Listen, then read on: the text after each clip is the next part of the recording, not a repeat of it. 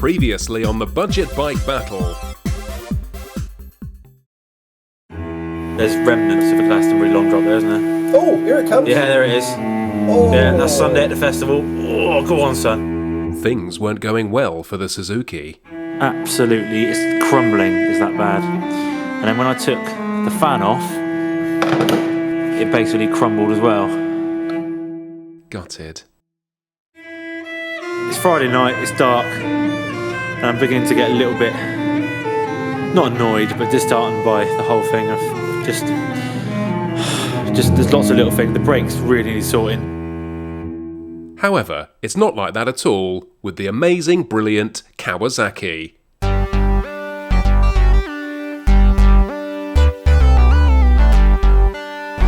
She's good, I'm happy, and Al's bike's in bits. I would actually ride that now to Africa tomorrow if we had to. I'm that confident.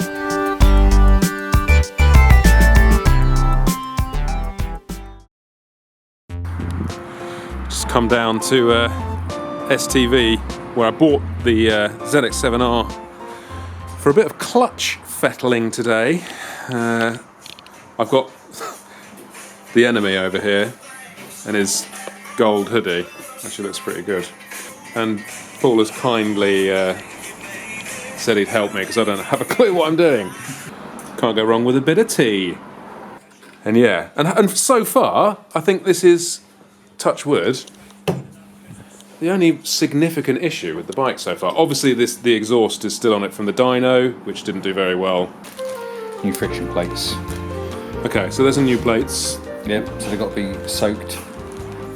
And we got the... So I was trying to find out where to get it from, and Wiimoto do a lot of parts for old bikes.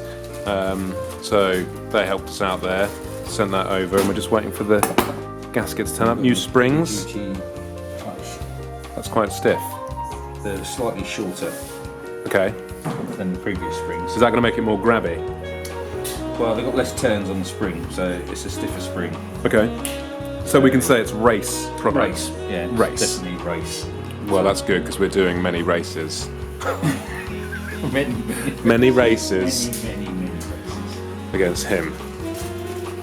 But yeah, Wiimoto's got like a load of stuff. I think Al's getting some SRAD. Oi! I think Al's getting some SRAD bits from there as well. Yeah, they're a haven for our old bike parts, aren't they? So Shaven Haven. Shaven haven, yeah. There's a box upstairs for you boys as well, I can tell you. All the sex toys. Don't need toys. Sex isn't a game. It's a job. You have got to work, especially when you get to our age. Mind you, you've got to get a new rad, haven't you? Mine doesn't look that great, to be honest. No, it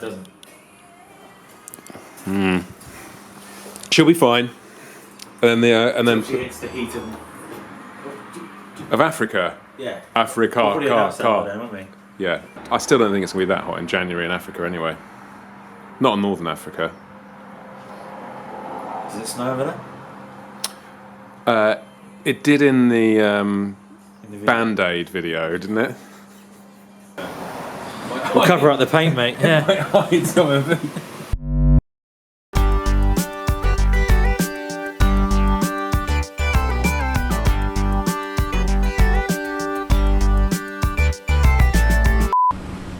So while Al's wrestling with his cheese of a motorcycle, his nightmare that he has taken on, and I've seen some pictures, it doesn't look good. I'm out enjoying the winter sunshine. Yes, it's still a little bit damp, but at least I'm out playing with the bike, and that's what it's all about. So my philosophy in this really is to spend as little as possible. Ultimately, this is a budget bike battle. It's about how much money you have and what you can get for that money and what you need to do versus what you maybe like to do. So rather than adorning it with full Brembos and all that type of crap, I'm just going to put up with the annoyances because I don't think really on the road test to Africa that it's going to make that much difference, really. Yes, the shock is a little bit worse for wear, as you can probably tell by the fact I'm bouncing in and out of the seat. But it's alright, it's bearable. I mean, a new shock, it's like, especially if you want to get like a bling one, I mean, it's bloody what, 1,500 quid for an Öhlins? Do you need it? Nah. It's fine. That's my philosophy. I might change the master cylinder for my Suzuki one. Again, super cheap mod, 20 quid, you'd be able to get a master cylinder for K8, K7, and it's not straight on, with a bit of faffering with the lines, because that's it. You know, once you start playing with, let's say, oh, let's put the master cylinder on, then you're going to get some new lines, then you've got to make sure it all works properly, you've got to make the switches all work, and it all adds up to time, money and faffery, which quite frankly, I could do without. So the one thing I've noticed which I am struggling with is the seat height in relation to the pegs. Now, I've had a look for some aftermarket rear sets for this bike that are adjustable, but they are super expensive. Like, the only ones I can find on eBay are the Gillies ones, and they're like £400. So I think I'll see if there's any second-hand ones knocking around somewhere.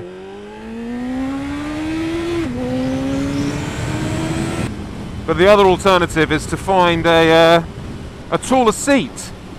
And actually this seat is very uncomfortable. So that might be an option to get a bit more comfort on the long distance journey. But she's good. She's good, I'm happy. And Al's bike's in bits. And this is brilliant. So yeah, happy bloody days.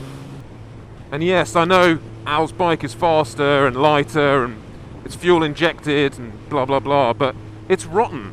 This Kawasaki is heavy and bulky, but it's built well, it's built solidly, and that's what's going to count on a big long journey like this. Not 2/10 off a mountain road, who's going to go faster or whatever, which ultimately is down to the rider ability, and he is a ex-superbike racer, so of course he's an advantage for that anyway. So it's like, well, I'm just going to stick to what I know. And I know the reality is that this bike is better than that bike. So after a lovely day, just thought I'd stop and give you a little bit of a walk around. And what a day it's been, you know. I haven't had to toil away in a workshop or do any of that stuff, because this bike is performing fantastically well. I'm genuinely impressed. I'm genuinely very impressed. This is the seat I was talking about earlier. So this seat is very, very thin, and the distance between this rear set without a rubber thing on is very, very small. So I want to be able to fake jack the bike up a bit, just to give my knees a bit more of a easy time. So I reckon I might be able to find something, even if it's an inch, it would be yeah, just that little bit more comfortable on the long trip down. So yeah, I'm happy. Look how amazing this looks. That poor shock in there. The shock's all right. I think I made a call on that. I'm just going to keep it in. It's been in there for 20 years. I'm sure another month or two will be all right. It's probably not the right attitude, but anyway. The calipers are actually in pretty good nick, and I believe they were refurbished recently. They're just not, the design of it is just not very good. You know, you come from a modern sports bike, which, you know, like a Panigale or something, with amazing brakes, and you jump on this and the difference is very, very noticeable. But I think the technology, that those calipers are actually performing as they were designed to perform. It's just not a very good design.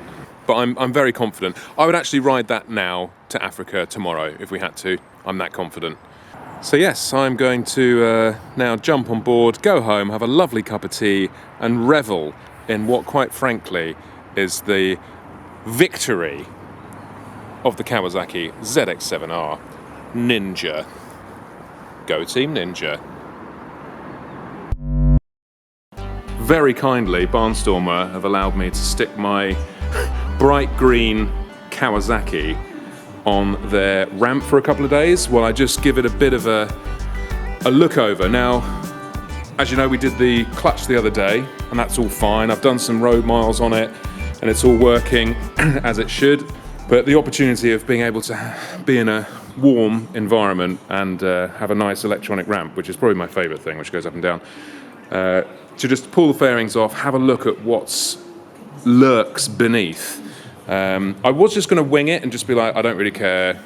It is what it is. Let's just get there and worry about it later. But I've got the time, I've got the opportunity, so I'm just going to have a little go at it myself until obviously the whole thing catches on fire and I need professional help, which will probably be one of the BMW technicians. But this is a budget bike battle, and everything that you can do yourself is going to help. And the good thing about these bikes being cheaper and less glamorous as like a brand new S1000 or ZX-10 or whatever is that you feel that you can have a go at it without worrying quite so much if you screw something up.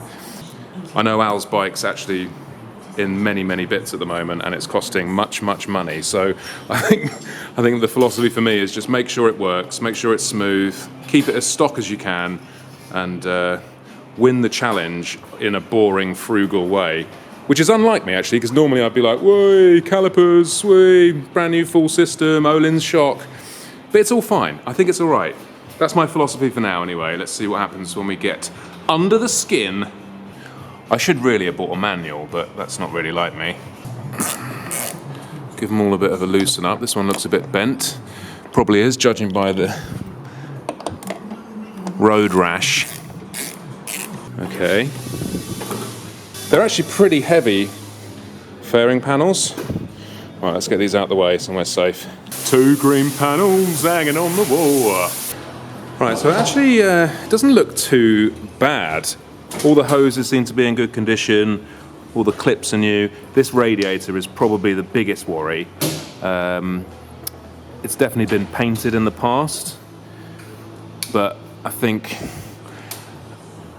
it might just be okay. You probably can't see, it's dark in there. But everything else seems kind of all right. It's definitely been maintained pretty well, considering what it is. Everything spins quite nicely here. I'd say that's a fairly new chain. And then caliper, the pads are new in the rear. Nothing's binding, making horrible noises. New battery in there as well. And yeah, and everything looks, touch wood somewhere, hoses, all looks kind of all right. These fork stanchions, I mean, Al's lucked out a bit here because these are really pitted. But, you know, I don't have the luxury, sadly, of the Suzuki Vintage Parts Program. Kawasaki don't really do it. This is a rarer bike, and it's certainly harder to find parts. I definitely want to take this off, because I think this is going to be an issue. But I don't know if I have the intellect to be able to do it. Might have to ask someone clever. Apparently on these ZX-7Rs, there's a shock mount like bolt thing here that you can raise the ride height a little bit. So I'm going to try and get to that, but it looks like you've got to take the whole tank off to get to it. And to take the tank off, you need to take the side fairings off, the tail fairings, and do it all that way. But in for a penny, in for a pound. I may as well strip it all down and see what we got. One thing definitely worth noting, all of these little bolts and nuts that I've tried to undo so far have been really nice and easy. None of them have been like wedged in there or cross-threaded, so whoever had it before has done quite a good job of keeping it straight, which is a good sign, and hopefully it continues as we delve further into the darkness. There's a lot to be gained of just removing all the crap you don't want in terms of weight saving. Even there's like all these little like helmet clips and stuff like that, which you just, if it'll focus on it, which you just, well, personally, I don't need. So all of these bits and bobs, plus, again, original, actually, Kawasaki toolkit, I mean, that's going to weigh a whole lot, because I was so surprised and shocked, that's a kilo straight away, that this bike, when we weighed it down at JHS, was 230 kilos. That's heavy. That's almost GS Adventure weight. So I just want to get rid of all the bits that I don't need. And actually I found the immobilizer alarm thing that's over here, which is, that's going to be a bit weighty, but it seemed to be heavily wired into the loom there. I want to get rid of that anyway. So there's a lot of just guff that is not needed. I mean, look at the engineering here, how heavy all this is to put those grab handles on. I don't know if I'll be able to actually remove this without cocking up the tail light section thing where that mounts, but it's free. It's a free mod, and it will help you lighten the vehicle. But yeah, so that's my continued mission of trying to lighten the, let's face it, fat heifer of a bike. One thing which I'm loving more than anything else is a hydraulic bike ramp.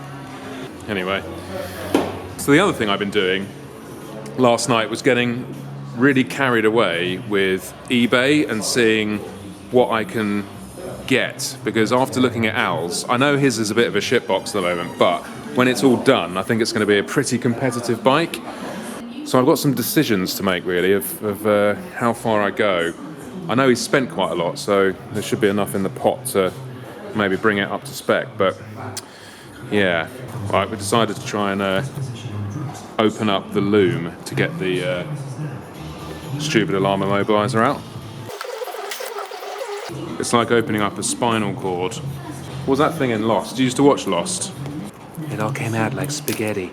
Doesn't that come out? It's an absolute bird's nest.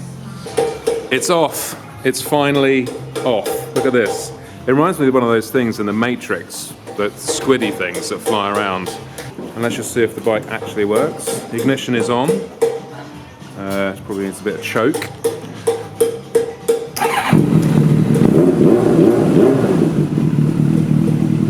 Winner, winner. Chicken dinner. Right, a bit of progress. Take the tank off. This bike actually has an adjustable ride height, and this is the old, whatever you call it, top nut here. So you pull this up like this, spin the thread on the bottom, actually pulls the ride height up. It's not going to change the peg angle. This is really difficult with a camera. I don't know if you can see it in there. But yeah, you just basically do this 1,000 times. Anyway, it's very difficult to illustrate, but basically it's raising the bike, which is exactly what I wanted. It's pretty good, actually. I don't know many bikes that have adjustable ride heights. Many bikes have adjustable ride heights these days, apart from GS's and all that shit. No. Plus point for the ZX-7R. So just thought, as the tank's off, whip the airbox open and have a little look. And actually, it's all pretty clean. Filters, I haven't touched this filter, literally, it just came out like this. And someone's definitely maintained the bike, and I'm happy for that. Yeah, it's a good sign all round, I think. Right, I'm getting a bit obsessed with my weight. I've just been on my digis weighing all the shit that has come off the bike, and it's amazing. Nibble away at little bits. That alarm system is 1/2 kilo. Gone. Completely gone. These handles, which aren't quite on properly, over 1/2 kilo. Toolkit, over 1 kilo. So this is going to be the big dog. A lithium-ion battery weighs about 900 grams, and I can buy one for about 70 quid on eBay. This is 3896, so it's, you save 3 kilograms straight away. And together, it all adds up 597. That's including, I've added back the 900 grams for the lithium-ion battery. So that's 5.5 kilos saved without even really trying that hard. I'm impressed. It's free. Take shit off, it's free. Right, I think I've got to the point with this where I'm going deep. I'm going way too deep. Basically, I'm super happy with how it's been maintained. Air filter all looks nice and clean. Someone's definitely looked after this bike. Mechanically, it seems fine. I don't need to delve any deeper. I don't think, hopefully not. But I am getting a bit obsessed with this weight stripping, which isn't a bad thing. Currently, I'm going to leave it here. And maybe when you see the bike again, I may have shed a few more pounds. So, thanks for watching. Go Team Ninja.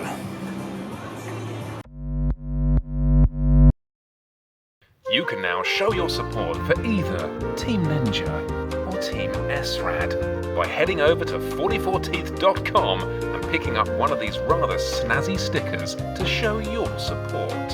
Thank you very much. All monies go towards stuff that we need and things that we want to drink and stuff and do and